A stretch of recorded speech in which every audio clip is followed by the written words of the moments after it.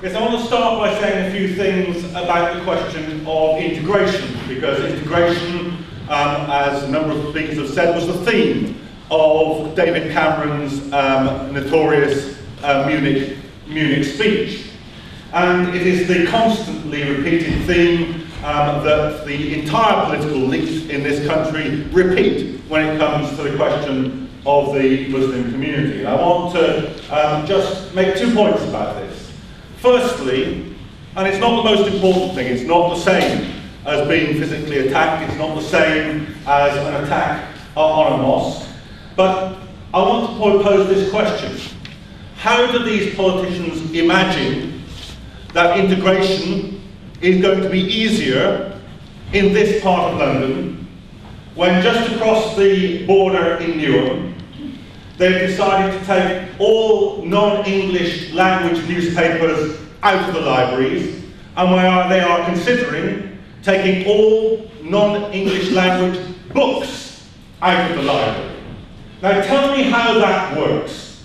Tell me how that doesn't result in people thinking, well, there must be something wrong with these groups of people if they don't already read English. If the council, and it's a Labour council by the way, if a council can remove non-English language newspapers, then it must be the fault of those people. Perhaps they deserve some kind of punishment further than this for not learning the English language.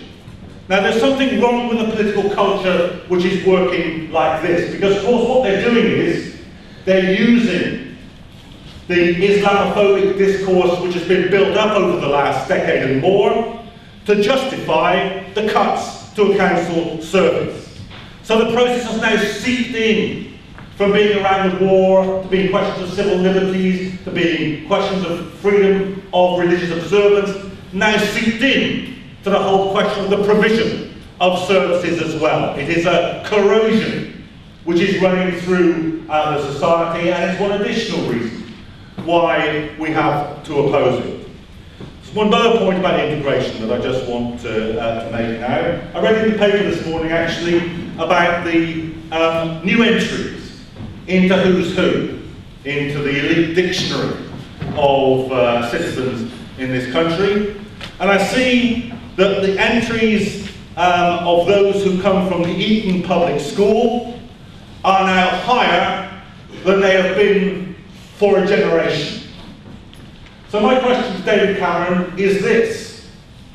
You represent a group of people in this society who, by virtue of their wealth, by virtue of their education, by virtue of their power in this society, and yes, by virtue of the way they speak English, you represent a group of people who resolutely refuse to integrate into the mainstream of this society. You are a tiny, isolated minority who have cultural and educational practices which divorce you from the way in which most people live their lives. How do you imagine you and the other 18 millionaires in the cabinet, 18 out of 23 members of the cabinet are millionaires, how do you possibly imagine that you speak a common language with those of us who live in Bethnal Green, and in Hackney, and in Birmingham, and in the centre and districts of Manchester, or Bradford, or Bolton, or Newcastle? How do you possibly imagine that you can lecture us about integration? We demand of you that you integrate with the way in which we experience life in this country, and then perhaps you will be more sensitive to the needs of the communities that you are supposed to be representing in government.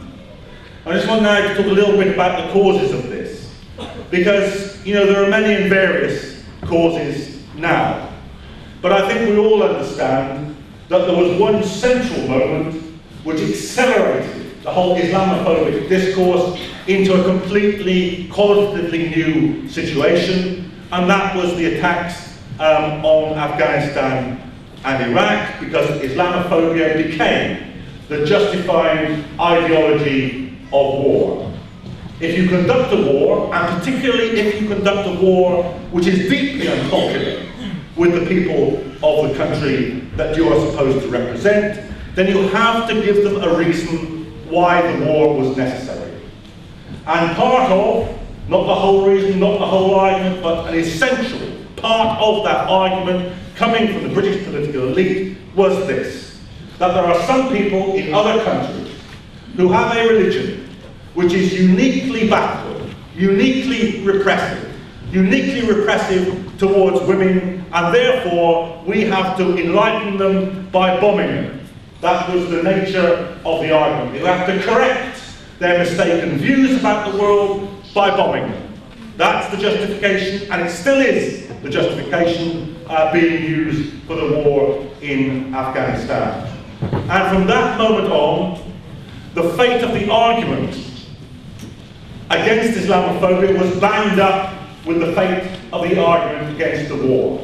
Because you cannot, the government cannot demonize people in Kabul and Baghdad, cannot rip the heart out of Kabul and Baghdad without simultaneously turning its fire on people who worship the same God in Tower Hamlets or Birmingham or Manchester or Newcastle. And therefore we have to say that an essential, not the only essential, but an essential element in the defeat of Islamophobia is the defeat of the war on terror, is the withdrawal of troops from Afghanistan, is the prevention of any more of these wars which use the demonization of Muslims as a justification for military intervention.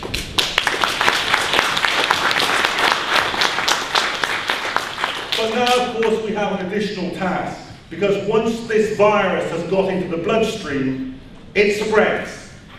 And we have specifically to address the question of people's right to worship as they see fit, to dress as they see fit, not to find themselves persecuted, imprisoned because of the way they choose to worship or the way they choose to dress. You know, it makes me laugh when the Liberals come forward and say, you know, but this is part of our enlightened tradition, part of our rational tradition of debate, part of the enlightened tradition of freedom of speech. You know, the funny thing is, they don't understand where their own ideas came from, because Enlightenment ideas were born of the idea that people had freedom of speech, and at that time, that could only and also mean freedom of religious worship.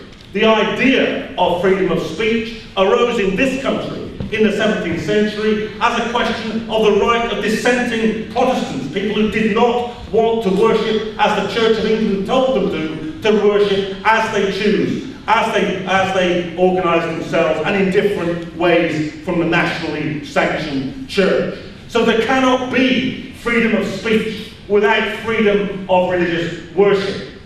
And we have to say, we fundamentally object to the idea that any legislature can force people of conscience to worship in one way or force them to dress in one way rather than another. I would not tolerate it, and I do not expect any other citizen to tolerate it either. And I think we all also understand that grave as our problems might be here, the problem in France is far greater. And it is far greater, in my view, for one important reason: that the left and the Muslim community in France did not stand together in the way that the left and the Muslim community in this country has stood together. And that has allowed the French authorities to isolate both and to weaken both. And we must now redouble our efforts to make that what the Israeli ambassador to London calls the Red-Green Alliance. You know, I think you've heard this speech that the Israelis believe they have a particular problem with London because the standing of the Israeli state is so low, because the left and the Muslim community cooperate together over the question of Palestine. Well, I say good. I say that's the right place for you to be thinking. That's the right problem for the Israeli ambassador to have, and I'm committed to making sure that his problem and our strength deepen at the same time. I do have one final thing to say, one final proposal to make. You see, when it comes to protecting civil liberties and the right to speak or to dress or to worship as you want, any of us, of course, our minds run back when we think of historical precedents to the great civil rights movement in the United States. And many of us who've looked at that history will know that there was a seminal turning point when activists, black and white, from the northern states took the freedom rides into the south to fight against the cab, gets on a train at St Pancras and gets off in the Garden law that she shouldn't have to change the way she looks. I think that we should go in numbers with those women on a freedom ride of our own from London to Paris, that we stand with the women in France who are being arrested now for dressing in the niqab, and that we say, we are Europeans, we are part of the common European home, these are our sisters and our brothers, and we stand with them, yes, here in Paris, for their right to dress as they do.